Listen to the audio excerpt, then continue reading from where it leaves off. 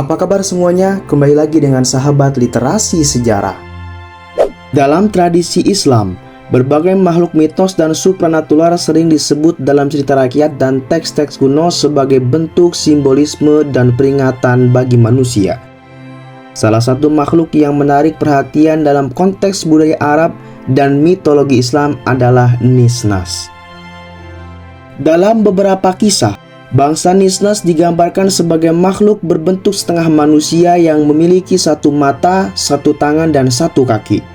Penggambaran yang unik dan ganjil ini menjadikan mereka sebagai simbol yang menonjol dalam cerita rakyat, yang menekankan keterbatasan manusia dan makna spiritual yang lebih dalam.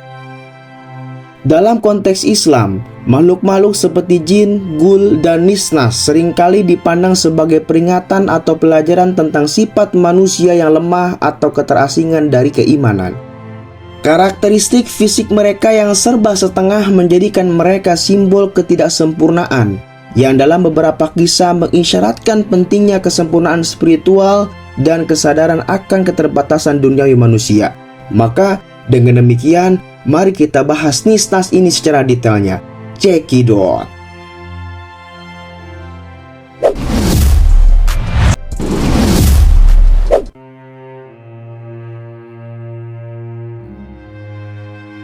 Jauh sebelum Nabi Adam alaihissalam diturunkan ke bumi, sejumlah ahli meyakini adanya bangsa Nisnas berdampingan dengan bangsa jin. Bangsa Nisnas adalah bangsa yang musnah sebelum Nabi Adam alaihissalam. Bangsa Nisnas dipercaya hidup jauh di utara bumi, dekat dengan kutub utara. Salah satu kota tempat peninggalan bangsa Nisnas adalah Spetsbergen.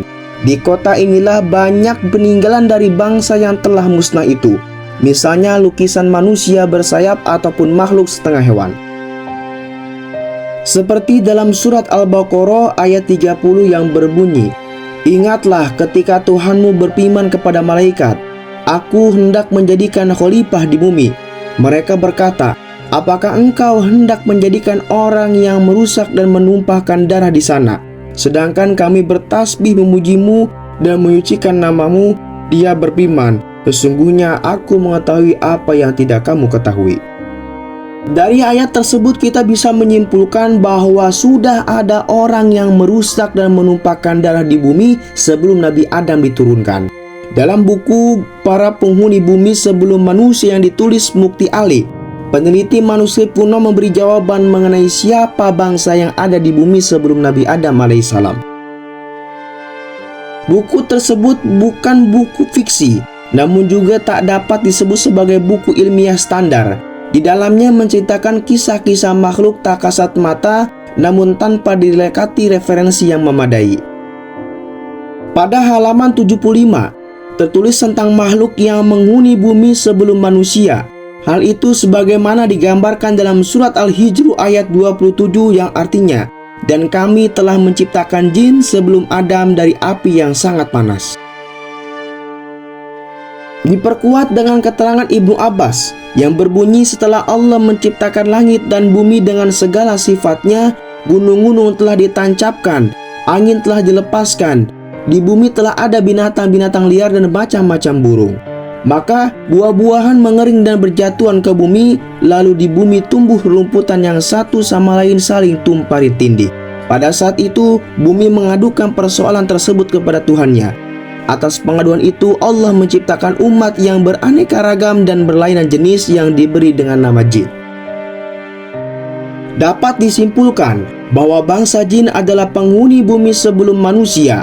Namun tak hanya bangsa jin, buku tersebut juga mengisahkan 4 jenis makhluk penghuni bumi pra-manusia, yakni jin atau Abul Jan dan Banul Jan, Bin Jan, dan Iblis. Keempat jenis makhluk ini secara berurutan menggantikan jenis makhluk sebelumnya. Iblis adalah jenis makhluk terakhir dari bangsa jin. Proses penggantian itu dikarenakan mereka berperang satu sama lain. Puncaknya, iblis menjadi raja langit dan bumi, memerengus makhluk jenis lain yang gemar berperang dan menumpah darah. Selain ada jin, ada manusia sebelum Adam. Isyarat makhluk ini adalah makhluk yang melakukan pertumpahan darah. Namun bangsa jin tidak memiliki darah seperti manusia. Yang memiliki darah adalah bangsa Nisnas mereka adalah makhluk berdaging. Umumnya mereka memiliki tubuh setengah manusia dan setengah binatang. Makhluk ini hidup sejaman dengan bangsa jin, dan mereka termasuk yang ditumpas oleh iblis karena telah melakukan perusakan di muka bumi. Sisa bangsa Nisnas yang melarikan diri dari iblis bersembunyi di gunung, pantai, bahkan di dalam laut.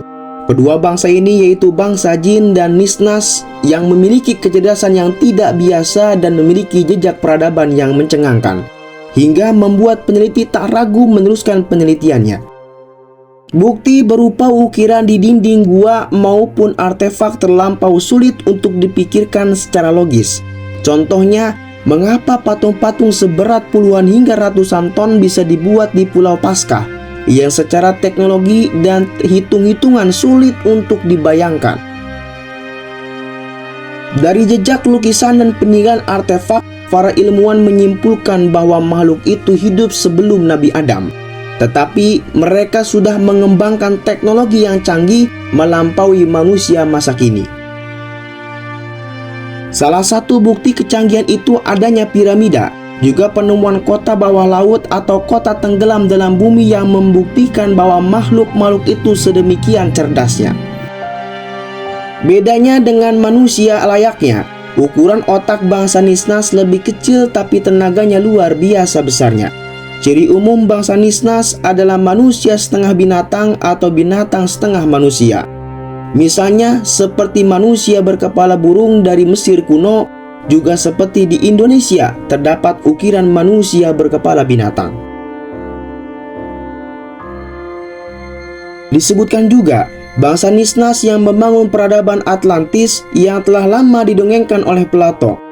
Tapi kemudian Arcio Santos menerbitkan buku Atlantis yang hadir untuk membenarkan bahwa Atlantis bukan dongeng. Hanya letak bayangan Atlantis dari Plato meleset dari posisi yang ditemukan oleh Arcio Santos. Menurut Arcio Santos, Atlantis berada di Indonesia. Buktinya manusia Garuda, manusia bersayap, persawahan terasiring, Candi Borobudur, iklim tropis, dan gunung api yang banyak berada di Indonesia. Hal ini menjadikan Indonesia sebagai nenek moyang peradaban dunia dengan Sundalen sebagai pusatnya. Namun kemudian Atlantis tenggelam, makhluk seperti manusia juga menghilang. Bangsa Nisnas musnah dan sisa-sisa dari mereka yang bertahan adalah dianggap dewa oleh orde manusia mereka karena memiliki kemampuan magis dan tidak logis. Tak heran di berbagai penjuru dunia banyak ditemukan artefak manusia setengah binatang termasuk di Indonesia. Bangsa Nisnas memiliki postur yang lebih tinggi dari manusia pada umumnya. Tak heran kuil-kuil yang dibangun lebih besar dan megah. Dengan kemampuan akal dan teknologi yang maju, mereka bisa membuat persenjataan yang melampaui zamannya. Bangsa Nisnas juga bisa menciptakan senjata yang saat ini disebut nuklir, termasuk teknologi pesawat dan teknik pengolahan dan peleburan logam telah dikembangkan hingga nyaris sempurna. Sebelum Ajazil diusir dari langit, diperintahkan Tuhan untuk membinasakan bangsa Nisnas, karena Nisnas telah lupa dan tugas yang diberikan olehnya. Pasukan malaikat yang dipimpin oleh Azazil dan pasukan burung berekor api menyerbu bumi yang dilengkapi dengan persenjataan. Sebagian dari bangsa Nisnas bisa melarikan diri dan membentuk koloni. Ada yang bertahan di bawah laut dan membentuk kota di bawah laut yang dikenal sebagai Putri Duyung. Sedangkan sebagian dari bangsa Nisnas yang memiliki tubuh manusia setengah binatang saling membantu untuk membangun peradaban baru di planet lain atau di dimensi lain. Kota-kota yang sebelumnya dibangun dengan megah, beberapa tempat diamankan dari kehancuran itu. Kota itu disembunyikan ke dimensi lain seperti dikenal di peradaban Lemuria. Sebenarnya, sudah pernah ditemukan dan beberapa kali ekspedisi telah meneliti artefak penelitian ini. Reruntuhan pernah ditemukan penelitian dari Swedia dan Norwegia. Namun, semakin mereka tahu, semakin bingung dan akhirnya mereka ragu untuk meneruskan penelitian mereka. Termasuk banyak hal yang berbenturan dengan keyakinan, karena semua yang mereka teliti dapat menghancurkan keyakinan dan teori yang ada pada waktu itu. Menurut beberapa pendapat, bangsa Nisnas hidup sekitar 65-200 juta tahun yang lalu. Bersamaan dengan bangsa jin, kita tidak dapat pungkiri memang bahwa bangsa jin lebih dulu mendiami bumi sebelum khalifah pertama diturunkan ke bumi. Khalifah itu pemimpin penerus pengganti untuk ditinggal di bumi.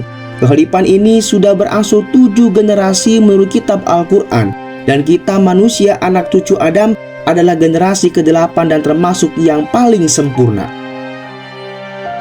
Begitulah Allah Subhanahu wa Ta'ala menciptakan makhluk atau khalifah untuk memimpin bumi.